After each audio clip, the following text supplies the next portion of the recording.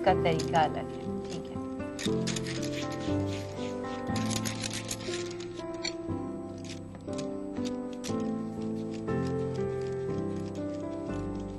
तो इतने हम पराठा तैयार करते हैं, बेल कर तवा गरम कर लेते हैं। जी तवा मैं गरम करने रख देती हूँ।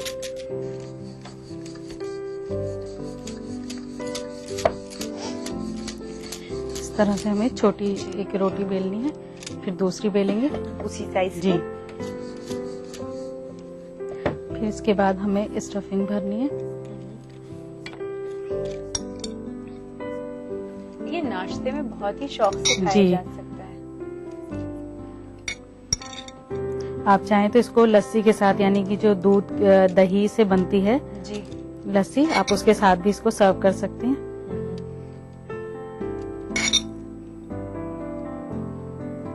या चाय कॉफी।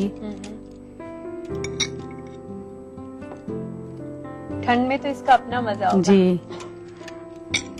फिर हम दूसरी रोटी इसके ऊपर रखेंगे।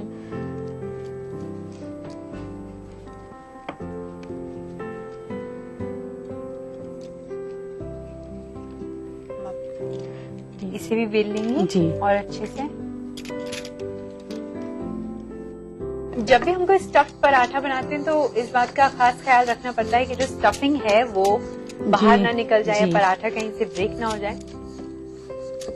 और आमतौर पर जब स्टफ्ड पराठा बनाते हैं तो जी। जनरली देखा जाता है जो सारी स्टफिंग है वो कॉर्नर्स पे आ जाती है और जी। बीच का जो पोर्शन है वो खाली रह जाता है। तो उसका भी हमें बहुत ख्याल रखना पड़ता है कि हम इक्वल तरह से उसे बेलें ताकि जो जी। स्टफिंग है वो तो इसकी जो स्टफिंग है, देखिए सब तरफ जो है वो इक्वल है। जी बिल्कुल।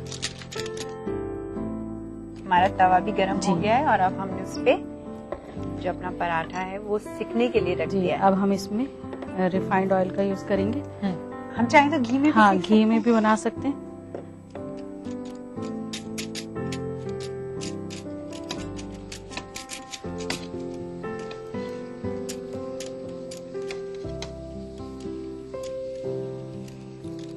चिमटा ले लीजिए।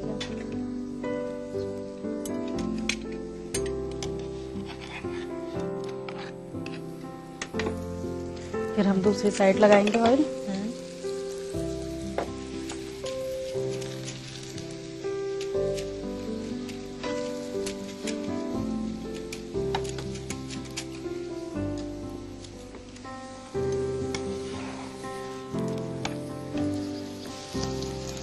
और फिर हम इसके जो है किनारों को थोड़ा सा दबाएंगे ताकि अच्छी तरह से जी। कॉर्नर्स पे भी सिक जाए।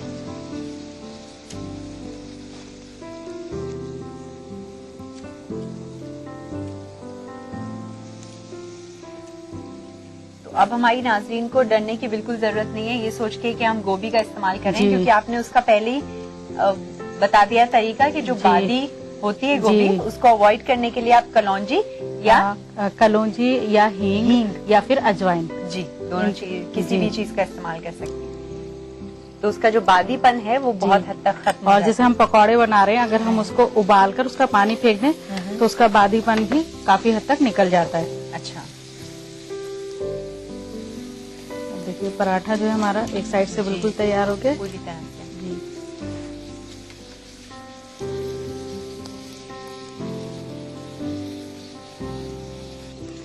तो अब जी सिक चुका है अभी दोनों तरफ से, तो अब हम इसको सर्व करेंगे। गैस ऑफ कर देते हैं। जी। अब इसे सर्व करने की तैयारी की जाती है। चलिए, अब इसे आप किस चीज के साथ सर्व करने वाली हैं सायरा जी? अब हम इसको अचार के साथ सर्व करेंगे। अचार के अलावा अगर कोई चाहता है तो वो दही का इस्तेमाल भी कर सकता है। दही भी ले के सकते साथ हैं, सर्व। साथ में जैसे दही की लस्सी होती है वो भी ले सकते हैं। चटनी के साथ जी, भी खा चटनी सकते के साथ भी या सैलेड के साथ भी। हैं। जी। तो दोस्तों पराठा तैयार हो चुका है, अब इसे सर्व करने की तैयारी करते हैं। तो सर्व करने के लिए जी, हम लेंगे एक सर्विंग प्लेट और साथ में गार्निश करने के लिए टमाटर और प्याज और अचार। ठीक है। ये लीजिए।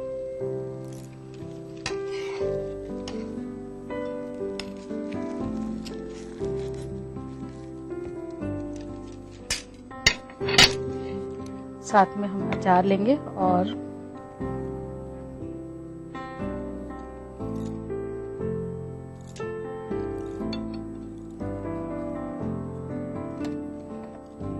नाजरीन, बनकर तैयार है गोभी का पराठा। शुक्रिया सायरा जी। शुक्रिया। दोस्तों, आज की दूसरी डिश भी बनकर तैयार है। इसे घर पर बनाने के लिए नोट कीजिए इसकी रेसिपी। गोभी के पराठे बनाने के लिए चाहिए गेहूं का आटा, नमक, गोभी, लाल मिर्च, हींग, हल्दी पाउडर, प्याज, हरी मिर्च, कलौंजी, तेजपत्ता और घी। गोभी के पराठे बनाने का तरीका: सबसे पहले एक पैन में तेल, धनिया, प्याज, गोभी, हरा धनिया पत्ता, नमक, लाल मिर्च पाउडर, हल्दी, हींग का पानी, कलौंजी और हरी मिर्च डालकर स्टफिंग तैयार करें और पराठे में स्टफ करके तवे पे फ्राई करें और एक सर्विंग प्लेट में निकालकर सर्व करें। दोस्तों, हमें आपका प्यार, आपकी मोहब्बत बेहद अजीज है, इसलिए आप अपने खतों का सिलसिला यूं ही बरकरार रखिएगा। आप अपनी रेसिपीज खत के जरिए हमें भेज सकते हैं।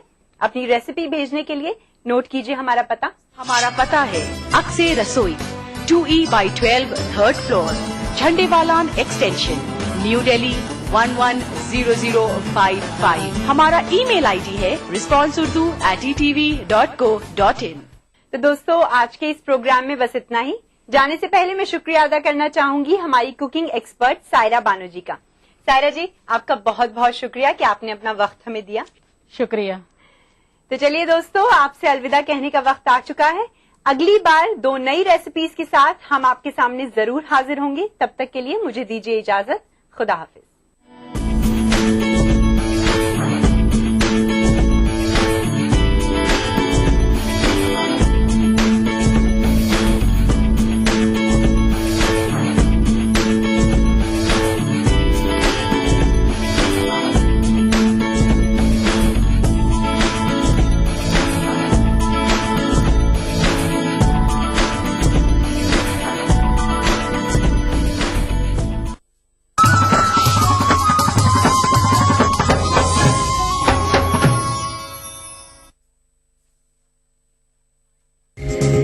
ETV उर्दू पर अगला प्रोग्राम।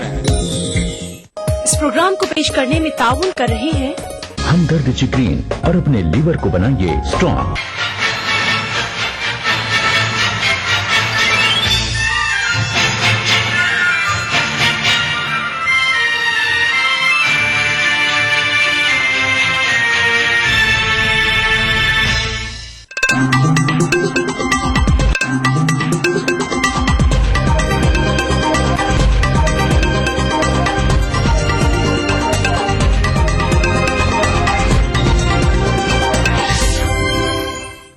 नाज़रीन आदाब, ETV उर्दू न्यूज में आपका खैर मकदम है। आप देख रहे हैं खबरनामा। मैं हूं सैयद अहमद जीलानी। पहले नजर सुर्खियों पर। आम आदमी पार्टी ने बिन्नी पर किया जवाबी वार, कहा बीजेपी के सुर में बोल रहे हैं बिन्नी। दिल्ली के वजीर कानून की बात नहीं सुन रही है दिल्ली पुलिस, गैर कानूनी काम की रोकथाम पर निकले सोमनाथ भारती से पुलिस की नोकझोंक। वीरभद्र सिंह ने जेटली और धूमल के खिलाफ दायर किया हतक इज्जत का मुकदमा, बीजेपी लीडरों ने लगाया था वजीर आला पर करप्शन का इल्जाम। राहुल को वजारत उज़्मा का उम्मीदवार बनाया जाए या वर्किंग प्रेसिडेंट, कांग्रेस कर रही है गौर। CWC की मीटिंग में आज लिया जा सकता है कोई फैसला। और हिंदुस्तान ने कहा दहशतगर्दी अफगानिस्तान में अमन और सलामती के लिए खतरा, आम बिरादरी से ताउन की अपील।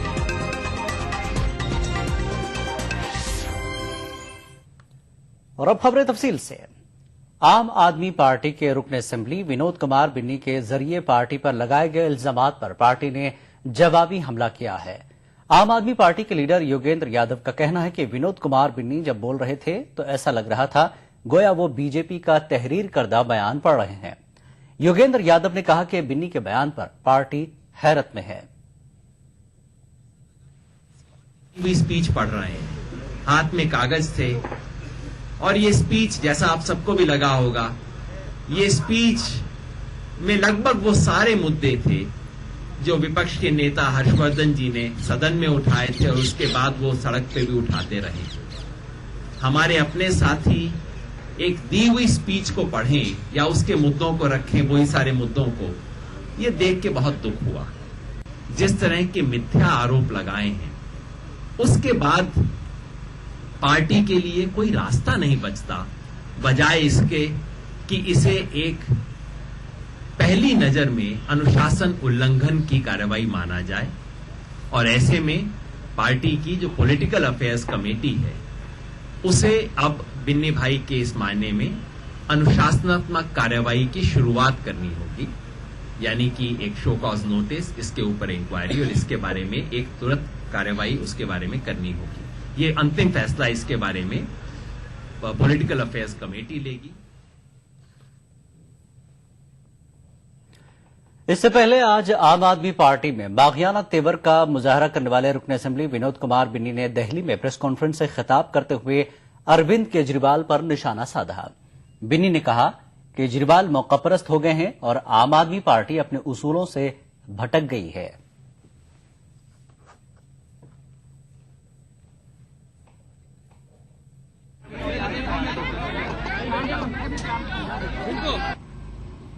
बिजली में हमने सीधा सीधा हर मंच पे एक बात कही थी, मैंने भी कहा, अरविंद भाई ने भी कहा, जितने प्रवक्ता थे उन सब लोगों ने कहा कि बिजली के हम 50% दाम सीधे सीधे कम करेंगे। उसमें कहीं भी कोई कंडीशन नहीं थी, उस दिन कोई शर्त नहीं थी। उसमें सीधा सीधा बोला गया था किसी को 1 लाख बिल होगा तो 50,000 होगा, किसी का अगर 50,000 बिल होगा तो 25,000 होगा। लेकिन बहुत चतुराई से चंद लोगों को फायदा पहुंचाने के लिए सरकार ने बहुत जल्दी में 400 वाली यूनिट वाली एक स्कीम बनाई और सब्सिडी देके अपनी पीठ थप्पड़े शुरू कर दी।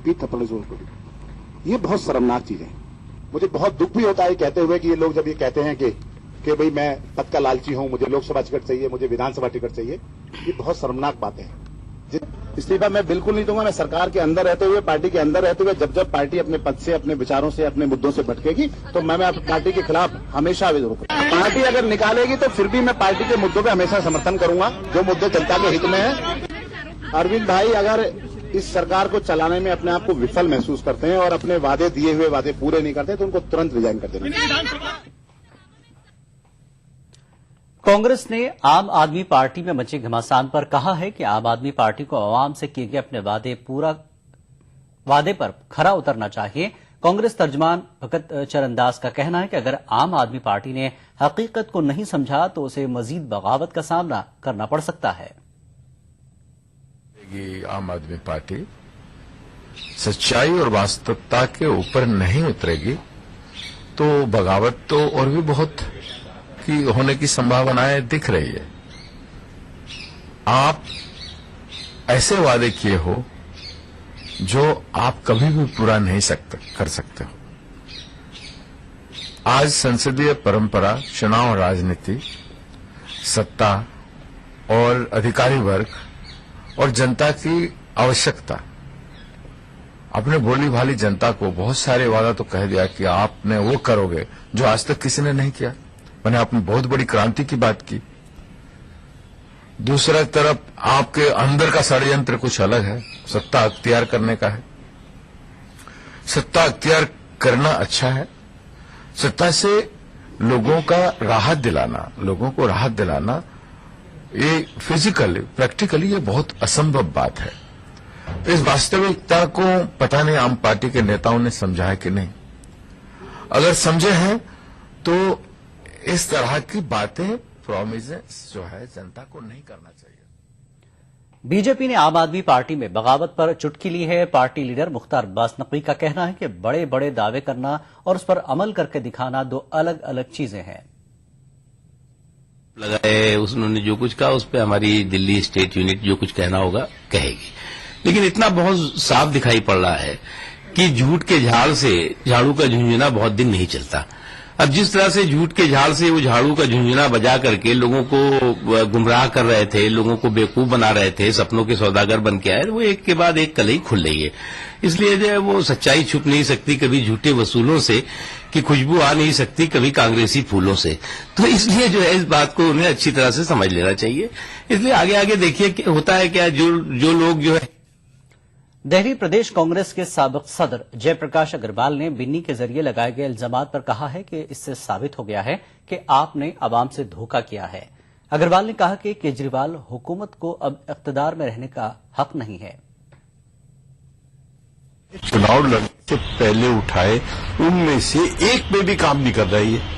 अब इन्होंने कह दिया कोई मीटर नहीं बदले जाएंगे, मीटरों की जांच नहीं होगी, जिसको शिकायत हो वो कर लो।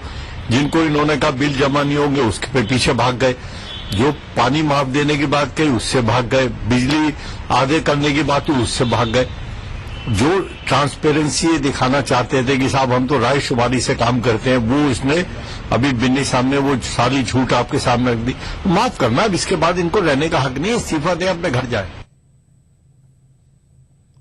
सीपीआई लीडर अतुल कुमार अंजान का कहना है कि बिन्नी के इल्जामात पर गौर करना अब अवाम का काम है। अवाम ही इसके सही या गलत का फैसला कर सकते हैं। के माध्यम से और टेलीविजन के माध्यम से आम आदमी पार्टी और उनके नेताओं की कथनी को सुरती रही है और ये पार्टी सरकार में आई, बड़ी चाहत है लोगों की और बड़ी लोगों के अंदर जो आशाएं जगाई गई हैं उनको पूरा करना है।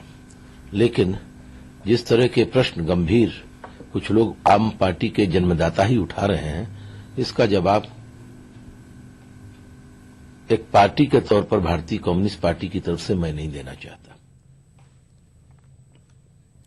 आम आदमी पार्टी में रोज बरोज बगावत के सुरों में इजाफा ही होता जा रहा है। रुकन असेंबली विनोद कुमार बिन्नी की पार्टी से नाराजगी के बाद हाल ही में पार्टी में शामिल हुए कैप्टन गोपीनाथ और टीना शर्मा ने पार्टी के खिलाफ मोर्चा खोल दिया है। कैप्टन गोपीनाथ ने जहां एफडीआई पर पार्टी के फैसले की मुखालफत की है, वहीं टीना शर्मा ने पार्टी के अपने मौकफ पर कायम नहीं रहने की बात कही है। दिल्ली के वजीर कानून सोमनाथ भारती की बात दिल्ली पुलिस नहीं सुन रही है। इस बात का एतराफ खुद सोमनाथ भारती ने किया है। दरअसल दिल्ली के वजीर कानून सोमनाथ भारती गैर कानूनी कामों की रोकथाम का पता लगाने निकले थे और इसी दौरान दिल्ली पुलिस से उनकी नोकझोंक हो गई।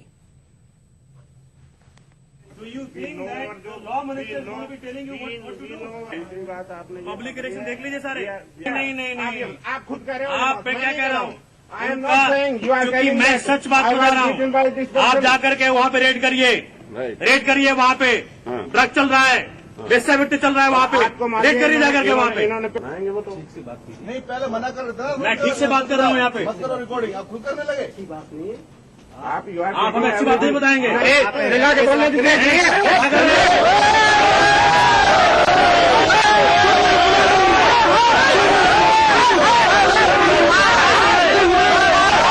विजय पाल जो एसएचओ हैं यहाँ के, अपने सारे पुलिसकर्मियों को लेके जा रहे हैं।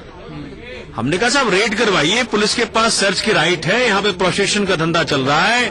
वो लड़की एक हमने कस्टमर भेजा, वो 10,000 में तैयार हो गई। ये सब हो रहा है पुलिस के नाक के नीचे, साथ में ड्रग ट्रैफिकिंग हो रही है। पुलिस ने एक्शन लेने से रिफ्यूज कर दिया। पुलिस की कार्रवाई निराशाजनक रही। निराशाजनक नहीं, बिल्कुल ही नाकामीपूर्ण रही। मैं तो दिल्ली कानून मंत्री होने के बावजूद ये कह रहा हूं कि मेरी बात नहीं सुन रहे हैं, जनता की क्या बात सुनेंगे, ये समझ लीजिए। हिमाचल प्रदेश के वजीर आला वीरभद्र सिंह ने बीजेपी लीडरों अरुण जेटली और प्रेम कुमार धूमल के खिलाफ हतक इज्जत का मुकदमा दायर कर दिया है। शिमला की मकामी अदालत में वीरभद्र सिंह की जानिब से यह मुकदमा दायर किया गया है। अरुण जेटली और धूमल ने वीरभद्र सिंह पर एक निजी कंपनी से रिश्वत लेने का इल्जाम लगाया है। इस सिलसिले में जेटली ने वजीर आजम मनमोहन सिंह और सीबीआई को खत भी लिखा था। वीरभद्र सिंह बदनवानी के इल्जामात की तरदीद करते रहे हैं। उनका कहना है कि लोकसभा चुनाव से कबल बीजेपी की साजिश है।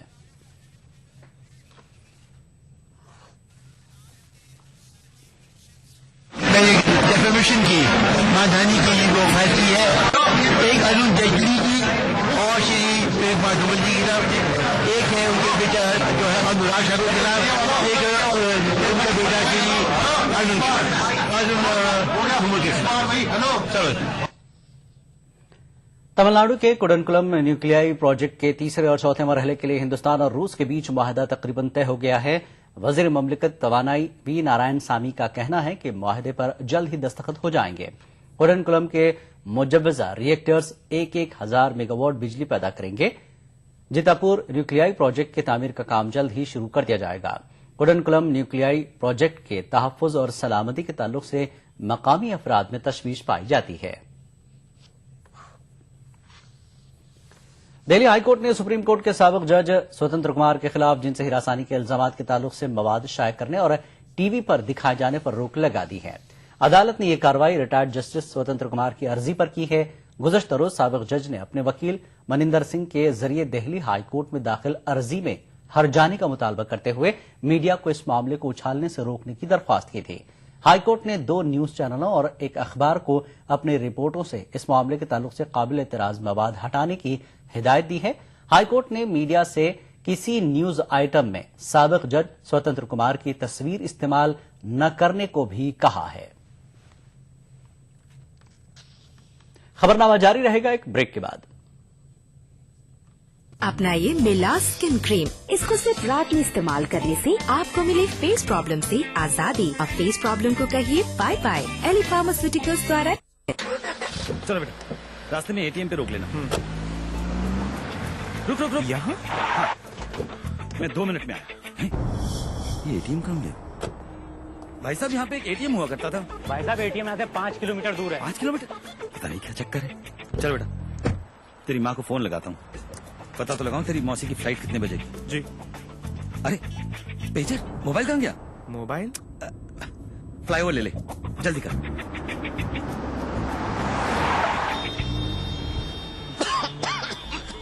इतना ट्रैफिक, ये फ्लाईओवर कहाँ गया? कौन सा फ्लाईओवर पापा? चल मेट्रो लेते।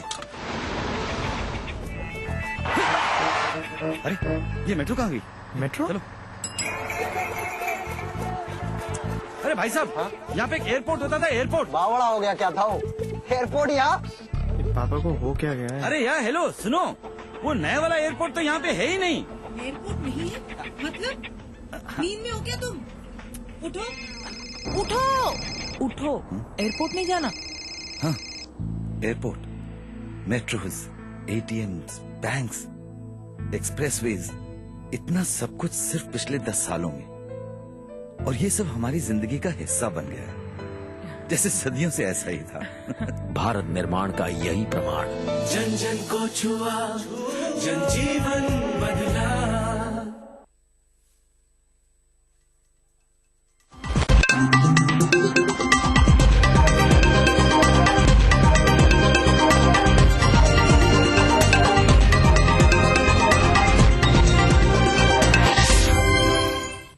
खबरनामे में एक बार फिर आपका खैर मकदम है। राहुल गांधी को वज़ारत-ए-उज़्मा का उम्मीदवार बनाया जाए या पार्टी का वर्किंग प्रेसिडेंट, इस पर कांग्रेस गौर कर रही है। इस दौरान आज कांग्रेस वर्किंग कमेटी की मीटिंग है। इस मीटिंग में एआईसीसी में ज़ेर गौर आने वाले एजेंडे को हतमी रूप दिया जाएगा। बुध के रोज पार्टी कोर कमेटी की मीटिंग हुई थी। राहुल गांधी बड़ी जिम्मेदारी उठाने के लिए तैयार हैं। अपनी इस ख्वाहिश का इजहार वो गुज़िश्ता दिनों कर भी चुके हैं। एआईसीसी की मीटिंग से ऐन कबल राहुल के इस बयान से इन कयास आराइयों को तक़वियत मिली है कि उनके नाम का ऐलान पार्टी वज़ारत-ए-उज़्मा के उम्मीदवार के तौर पर कर सकती है। वज़ारत-ए-उज़्मा की उम्मीदवारी के कयास आराइयों के बरक्स ऐसा माना जा रहा है कि राहुल गांधी के नाम का ऐलान नहीं भी किया जा सकता है। ज़राए के मुताबिक पार्टी में एक धड़े की ये सोच है कि राहुल के नाम का ऐलान करना रिस्की हो सकता है, क्योंकि पार्टी के सामने चैलेंजेस बहुत हैं और तवक्को के मुताबिक नतायज बरामद न होने पर राहुल को तनकीदों का सामना करना पड़ सकता है। वज़ारत-ए-उज़्मा के उम्मीदवार का ऐलान न करने के हक में धड़े की दलील ये है कि पार्टी में इंतखाबात से कबल वज़ारत-ए-उज़्मा के उम्मीदवार के नाम का ऐलान न करने की रिवायत रही है। सिर्फ 2009 आम इंतखाबात से कबल ही कांग्रेस ने अपने उम्मीदवार के नाम का ऐलान किया था। लिहाजा एआईसीसी की मीटिंग से पहले पार्टी राहुल गांधी को जिम्मेदारी देने के हवाले से दीगर मुतबादिल पर गौर कर रही है। ज़राए के मुताबिक राहुल गांधी को वर्किंग प्रेसिडेंट बनाने पर भी गौर किया जा रहा है। इन कयास आराइयों के दरमियान राहुल ने बुध के रोज पार्टी की कोर कमेटी की मीटिंग में शिरकत की। आज पार्टी की वर्किंग कमेटी की मीटिंग है और इस मीटिंग में एआईसीसी में ज़ेर बहस आने वाले एजेंडे को हतमी रूप दिया जाएगा। Bureau report, ETV news. Hindustan ने कहा है कि दहशतगर्दी अफगानिस्तान में अमन और सलामती के लिए खतरा बनी हुई है। हिंदुस्तान ने आलमी बिरादरी से अफगानिस्तान में दहशतगर्दी के खात्मे के लिए ताउन की अपील की। वज़ीर ख़ारजा सलमान खुर्शीद ने दिल्ली में अफगानिस्तान पर बैनुल अक़वामी राब्ता ग्रुप के इजलास से खिताब करते हुए कहा कि दहशतगर्द ग्रुप मासूम लोगों और करजई हुकूमत को निशाना बना रहे हैं। उन्होंने कहा कि इन दहशतगर्द ग्रुपों को बाहर से मदद मिल रही है।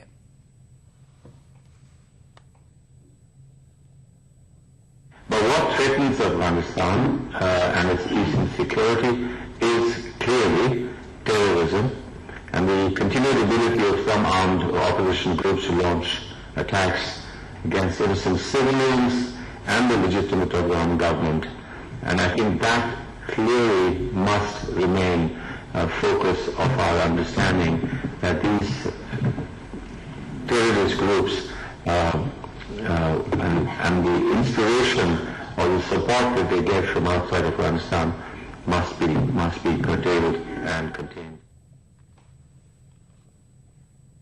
उत्तर प्रदेश के सरकारी अस्पतालों में अब मरीजों को एक्सरे के अखराजात से निजात मिल जाएगी। इस सिलसिले में अखिलेश यादव की काबीना में फैसला किया गया है। काबीना की मीटिंग में कई और अहम फैसले भी किए गए हैं, जिनमें एक ऐसा फंड बनाना भी शामिल है जिसके तहत डेवलपमेंट अथॉरिटीज के फाजिल पैसे को बुनियादी ढांचे की तामीर के लिए इस्तेमाल किया जाएगा। में driving training and research institute की स्थापना होगी और उसके लिए जगह उत्तर प्रदेश की सरकार ने, समाजवादी पार्टी ने दे दी है। जो अस्पतालों में एक्सरे का पैसा लगता था, अब उत्तर प्रदेश में सभी सरकारी अस्पतालों में एक्सरे का कोई भी पैसा नहीं लगेगा, पूरा का पूरा मुफ्त होगा एक्सरे का। राजस्थान के प्रतापगढ़ जिले में दो फर्कों के दरमियान हुए तशद्दुद में कल 3 अफराद हलाक हो गए हैं। हालात कशीदा मगर काबू में है। इंतजामिया चौकस है और इलाके में कर्फ्यू नाफिज कर दिया गया है। वजीर आला वसुंधरा राजे ने महलूकीन के विरसा के लिए 5-5 लाख रुपए मुआवजे का ऐलान किया है। बताया जाता है कि प्रतापगढ़ तशद्दुद के सिलसिले में 6 अफराद को गिरफ्तार किया गया है।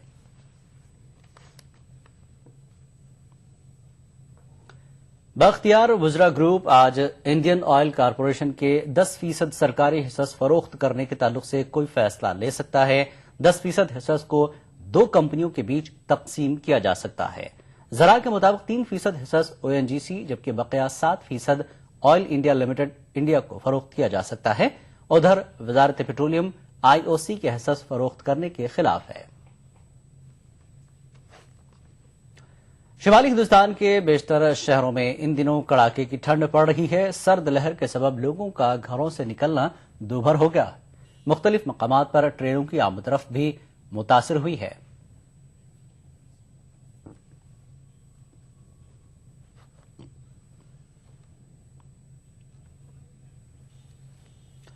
आगरा में मुनक्किद जश्न ताज में मशहूर फनकार उस्ताद जाकिर हुसैन ने तबले की थाप से सामीन को मसहूर कर दिया। जबरदस्त ठंड के बावजूद उस्ताद जाकिर हुसैन के प्रोग्राम में शरीक होकर लोग जाकिर हुसैन के फन से लुत्फ अंदोज हुए।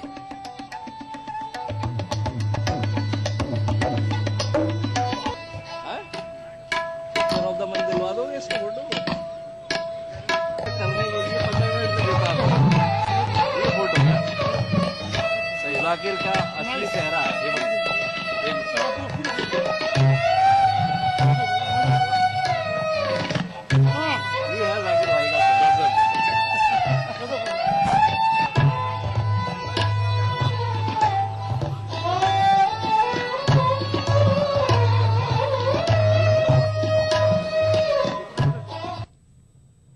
एक बार फिर खबर आप आदमी पार्टी की। आप हुकूमत से नाराज रुकन असेंबली विनोद कुमार बिन्नी पार्टी नहीं छोड़ेंगे। अपने खिलाफ तादीबी कार्रवाई के बारे में उनका कहना है कि नोटिस मिलने पर इसका जवाब दिया जाएगा। बिन्नी ने वादे पूरे करने के लिए केजरीवाल हुकूमत को 10 रोज की मोहलत दी है। बिन्नी ने कहा कि 10 रोज के बाद वो दिल्ली हुकूमत के खिलाफ धरने पर बैठ जाएंगे।